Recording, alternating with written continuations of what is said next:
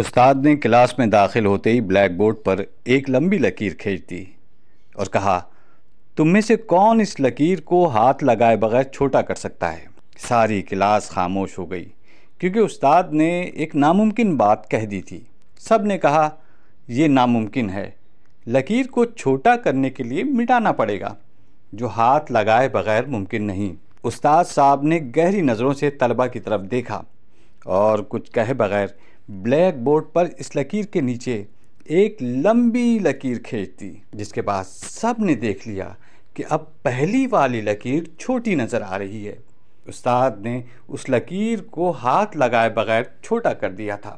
طالب علموں نے آج اپنی زندگی کا سب سے بڑا سبق سیکھا تھا کہ دوسروں کو نقصان پہنچائے بغیر، دوسروں پر تنقید کیے بغیر اور ان سے حسد کیے بغیر آگے بڑھنے کا ہنر انہوں نے چند منٹ میں سیکھ لیا تھا کہ اپنے آپ کو اخلاق میں، کردار میں اور عمل سے دوسرے سے آگے بڑھا لو، تم خود بخود دوسروں سے بڑے نظر آؤ گے۔